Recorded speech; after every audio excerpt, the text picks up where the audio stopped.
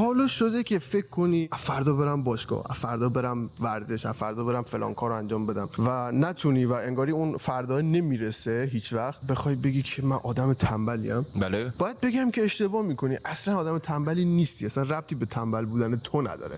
سلام بچه‌ها، خیلی خوش اومدید به قسمت هفتم از پادکست نوکست که نوکرتم مخلصم. با زاویه دید متفاوت تر از همه روانشناس‌های کل جامعه و همه آدم‌های زرد دیگه‌ای که توی زندگیتون ممکنه ببینید. آقا تنبلی چیه؟ واقعیتش اینه که تنبلی اون چیزی نیست که تو فکر میکنی اگر من مثلا یه کاری رو انجام ندم میشم تنبل. در واقع تنبلی خیلی معانی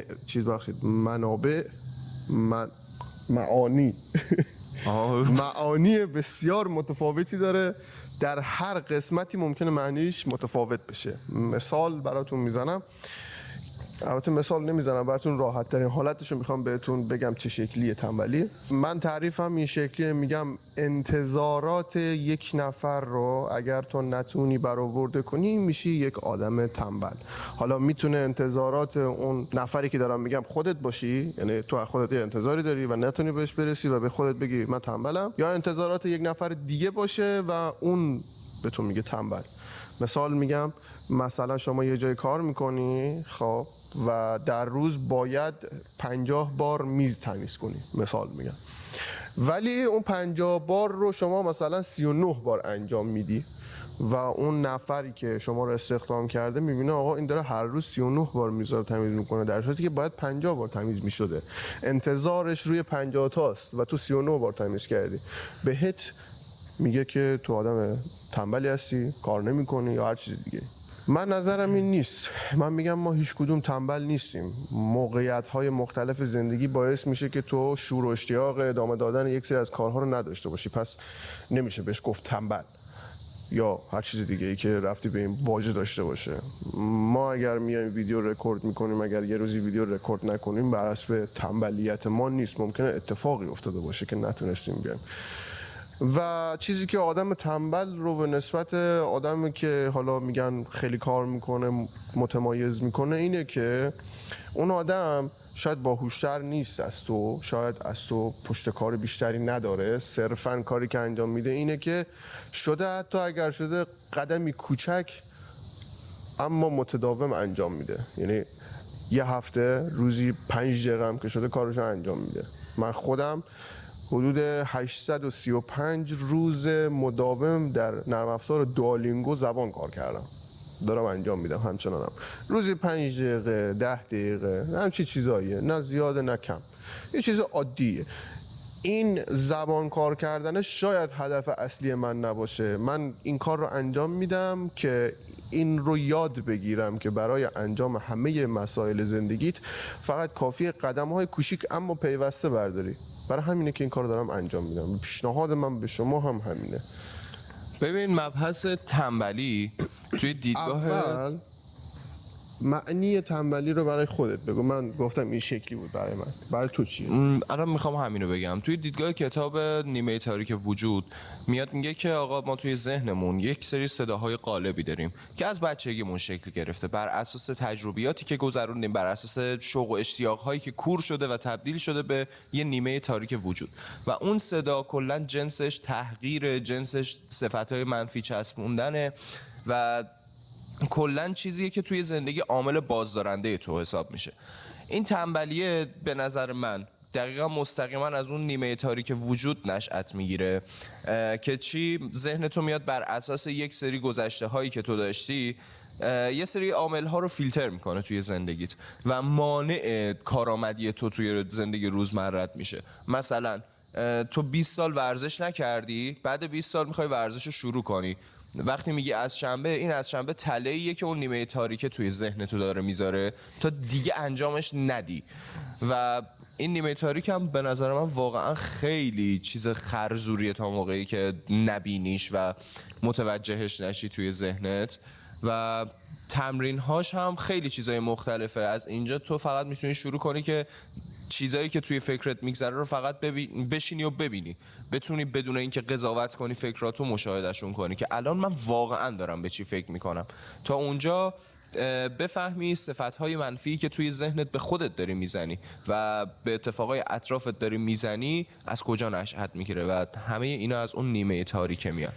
نیمه تاریک رو میشه جورای دیگه هم حالا در واقع معنیش کرد. حالا کتاب این شکلی اومده گفته شما یک نیمه تاریکی در وجود شما وجود داره که باید این کارا رو انجام بدید تا بتونید درستش کنید. در واقع نیمه تاریک همون ناخودآگاه شماست که عادت کرده به یک سری چیزهای خیلی راحت تر. کلا بدن انسان دنبال کار راحت و سیو انرژیه. تو هر کاری بخوای انجام بدی برخلاف این دو حالت باشه سخت بشه انجام دادنش. هیچ تفاوتی نداره چه کاری میخواد باشه. مثلا میخواد کتاب خوندن باشه، حتی با غذا خوردن باشه.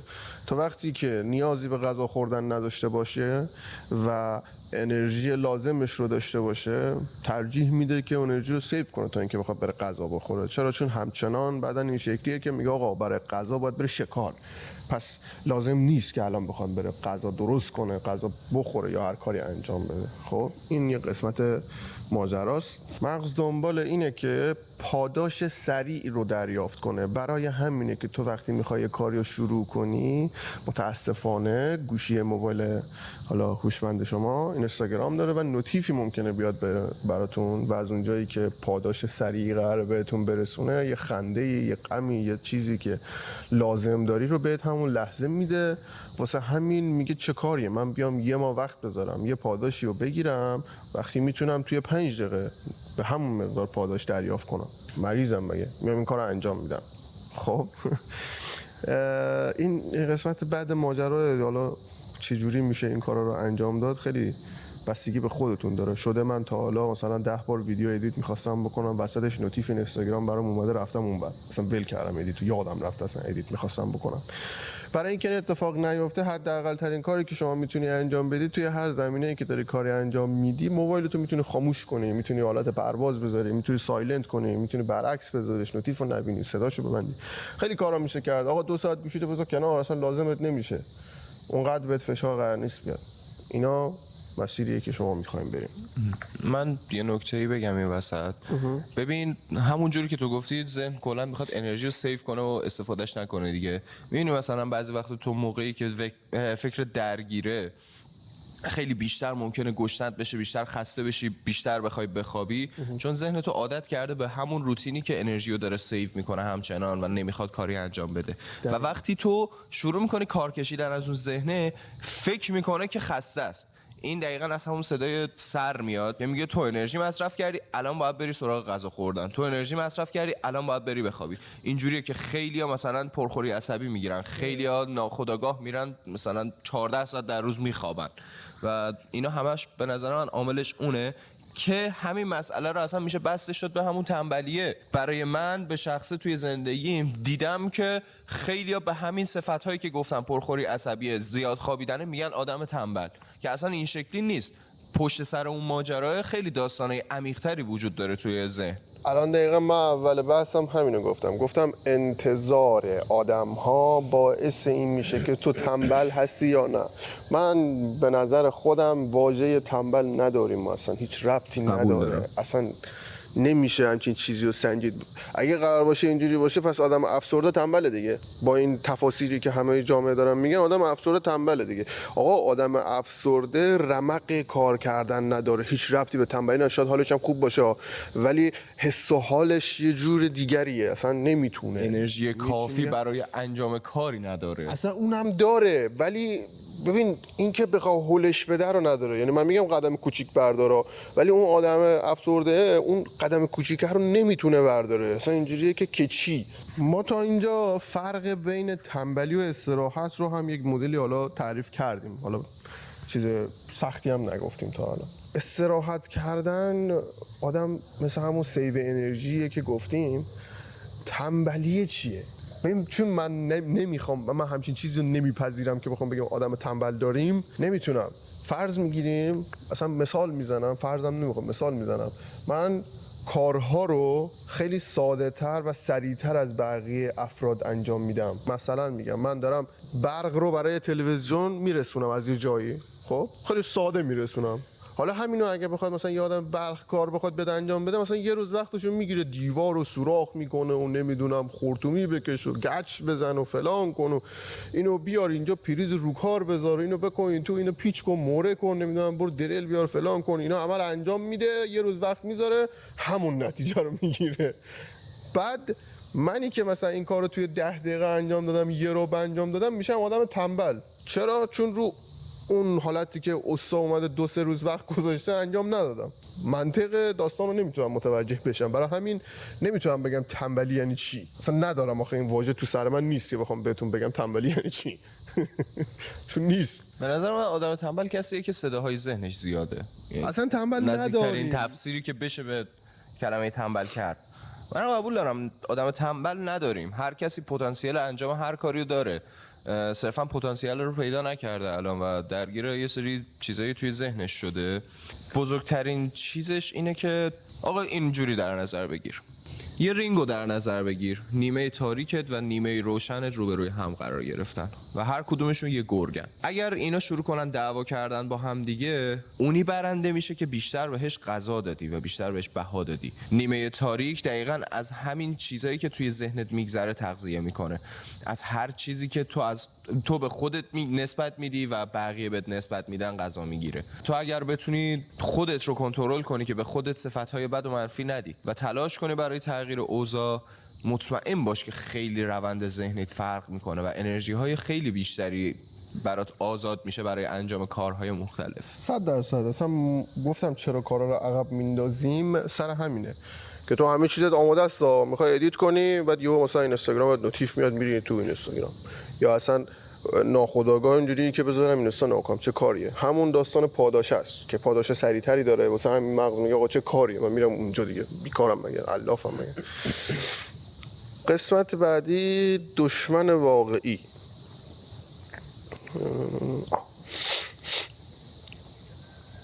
تحت شکست، کمالگرایی، خستگی، استرس، نداشتن هدف بازی. یه قسمت دیگه است که آقا چرا کارا رو شروع نمی‌کنی؟ واقعیت امر اینه که شما یا میترسی از انجام اون کار، یعنی میگی نکنه این اتفاق بیفته، نکنه اینجوری بشه، نکنه اونی که من میخوام نشه فلان بیسار، یا هدف واضحی نداری راجع به اون داستان، نمیدونی میخوای چی کار کنی. صرفا میگه آقا این اینستاگرام، مثلا میگم یوتیوب پول میده، خب صرفا میگه آقا یوتیوب پول میده، میگه خب اوکی من برم ویدیو بسازم چون یوتیوب پول میده. هیچ هدفی نداری، صرفا میخوای یوتیوب استارت بزنی یه چیزی از توش در بیاد دیگه. حالا خدا بزرگه، نیست اونجوری، اصلا هیچ کاری اونجوری نیست. تو اصلا بگو اسنپ، بگو من برم ماشین بخرم برم اسنپ کار کنم. بابا تو هدفت چیه؟ اسنپ کار کنی که چی بشه؟ قرار همیشه اسنپ کار کنی؟ اوکی، قرار چی کار کنی با اسنپ؟ اصلا اسنپ کار کردن چه فایده‌ای برای تو داره؟ اینا رو باید اول تفکر کنی راجبش و بنویسی واسه خودت حداقلش، نه اینکه همینجوری به قول بچه شخله بخوای کار کنی. یه قسمت دیگه هم هست که من شنیدم الان جدیدن خیلی حالا این اتفاق میفته، اینجوریه که جوونا دیگه انگیزه ندارن، انگیزه جوونا مرده، اتفاقات جامعه باعث شده انگیزه هیچ وقت قرار نیست به صورت اتوماتیک بیاد تو زندگی تو. انگیزه موقعی اتفاق میفته که تو توی مسیر اون هدفه یه قدم کوچیکی برداشته باشی. وقتی نتونستی قدمی برداری، هیچ وقت قرار نیست انگیزه ای داشته باشی. قدمه رو وقتی برمیداری، مثال میگم، ویدیو میذاری تو یوتیوب با یه هدف واضحی، روز اول 2 تا ویو میخوره و انگیزت میره بالا که اوکی من ویدیومو درست کنم که دفعه بعدی قرار بیشتر ویو بخوره.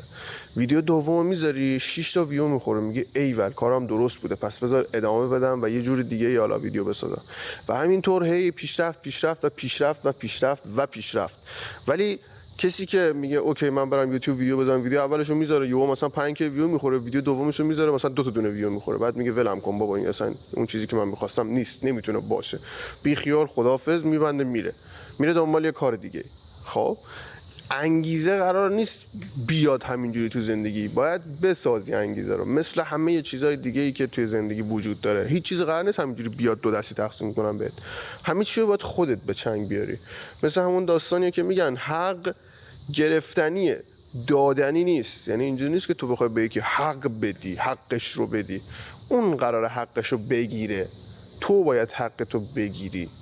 قرار نیست به کسی حق بدی. خب اگر توی یه بحثی هم شرکت میکنی که میگی من به تو حق میدم، در واقع داری حق خودت رو برمیداری، میگی آقا اینجا تا اینجا حق با منه، تمام.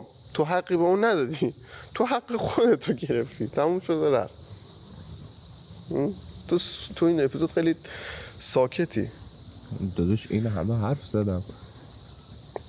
حالا میخوام یه راهکاری هم بدم که از این حالت حالا به اصطلاح تنبلی که من مثلا نمیپذیرم تنبل بودن رو، بیا اسمش رو عوض کنیم، این که تو بتونی کاری که دوست داری و انجام بدی، نندازیش برای یه روز دیگه. نه بگی باشه حالا بعداً انجامش میدم. یعنی مغزت رو بگی آقا اینجا من قرار دستور بدم، نه تو، بزن به چاک. راهی هم که از خیلی ساده است بچه‌ها، همون چیزایی که گفتمه. 2 دقیقه اول کار هیچ کاری نکن، اصلا صرفا بشین چیل کن. بعد از اینکه این اتفاق افتاد محیط رو بیا آماده کن. آقا میخوام ادیت کنم، کامپیوتر رو روشن کنم، اصلا برم یه 2 تا میوه بیارم بذارم کنارم، چه میدونم آب خنک بیارم بذارم کنارم، برنامه رو وا کنم، پریمیر رو وا کنم. حالا که این کارا رو انجام دادم، موبایلمو خاموش کنم بذارم کنار و برای خودم یه تایم بذارم، بگم آقا من قراره 2 ساعت ادیت کنم، 2 ساعت کتاب بخونم، 2 ساعت ورزش کنم و عین اون چند حالا دقیقه ساعتی که داری انجام میدی فقط به همون فکر کن، به هیچ چیز دیگه فکر نکن، هیچ کاری دیگه انجام نده. اگر پرت شد حواست هم برگرد دوباره سر همون حالتت. خیلی ایزیه، چیز سختی هم نداره. ببین من خودم برات این اتفاق افتاده مثلا بخوای کاری بکنی و مثلا گیر کنی؟ قطعاً. و راحت ببین من خودم به شخصه اینجوری هم که قبل اینکه یه کاری رو بخوام شروع کنم انقدر بهش فکر میکنم، بعضی وقتا اینجوری هم که گیج میشم، نمیدونم از کجا استارتش بزنم واقعا و ناخودآگاه ولش میکنم، میگم ولش کن بی خیال، این کار خیلی دیگه بیش از حد پیچیده شده الان، در صورتی که کاره تو اگه شروعش کنی کوچیکترین پیچیدگی هم اصلا نداره، تو خیلی راحت میتونی کارو ببری جلو. اون پیچیدگی که راجبش فکر میکنی چیزی که سرت واسط بافته. حالا من خیلی خیلی زیاد پرش افکار دارم و در طول کار راحت مثلا توی یه کار 1 ساعته یه چیز هلوش 15-16 بار از سر کار فکرم میپره، ولی ادامه میدی. آره باید ادامه بدی. میام ترفندش رو واسه خودم چجوری انجام میدم. به عنوان مثال کار دانشگاهم، آقا من دارم رشته معماری میخونم، برای شیت بندیم من یه بخشی رو دارم روش کار میکنم، وقتی میبینم اون بخش به یک حدی رسیده و ذهنم داره ازش میپره، میام چیکار میکنم؟ میرم سراغ یه بخش دیگه ای شیتم، یه کار دیگه شو انجام میدم. یا وقتی مثلا اینجا هم فکرم پرید، میرم اونو کاملش میکنم، میرم اونو رنگ میزنم، میرم فلان میکنم. میگیری؟ توی قالب و چارچوب همون کار میام به صورت موازی کارهای مختلف رو میبرم جلو. جاهایی که ذهنم میپره میدونم که من ذهنم داره اینجوری کار میکنه که خیلی میخواد منو از پای این کار بلندم کنه، وقتی از این تیکش خسته شدم میرم سراغ یه تیکه دیگه‌اش، اون تیکه رو میبرمش جلو. این شکلی هم به ذهنم یه استراحتی دادم، هم تنوع شده واسم، هم کارم رفته جلو. میخواستم اینو بهت بگم که یه روانشناسی بود، حالا اسمش یادم نمیاد ولی جمله خیلی باحالی داشت. جملهش این بود که میگفت آدما 2 تا دستن، یک سری از آدما هستن که خیلی میفهمن و دارن توی ذهنشون زندگی میکنن، یه سری هم هستن که اصلا براشون مهم نیست خیلی چیزا، تو زندگی واقعی هن، تو عالم واقعیت دارن کاراشون رو انجام میدن. و عالم واقعیت میشه مثل آدمای دیگه‌ای که روتین کار میکنن، صبح میره سر کار، ظهر برمیگرده خونه، نهار میخوره، شب میخوابه، دوباره صبح بلند میشه و همینجوری ادامه جمعه میره بیرون و همین این روتین کارشه و خب توی واقعیت داره زندگی میکنه. آدمای دیگه توی ذهنشون زندگی میکنن، همیشه با خودشون توی فکرن که آره اینجوری کنیم، اینو ببریم جلو، اینو اینجوری کنم اونجوری میشه، اینجوری فلان فلان فلان، تو ذهنش به اندازه 2 سال کار میکنه و تموم. کلا هیچ کاری هم و هیچ کاری تو ذهنش انجام داده، رسیده به بهترین نقطه زندگیش و ولی تو واقعیت همچین چیزی نیستش. مثلا بگم که اینجوری نباشین، سعی کنید هر چیزی که تو فکرتون هست پیاده کنید.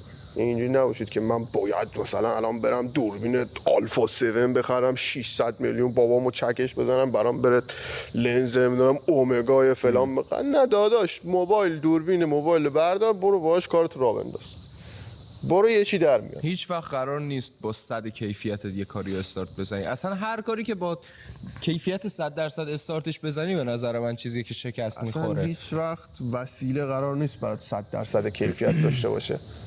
گاهی وقتا کمیت مهمتر از کیفیته.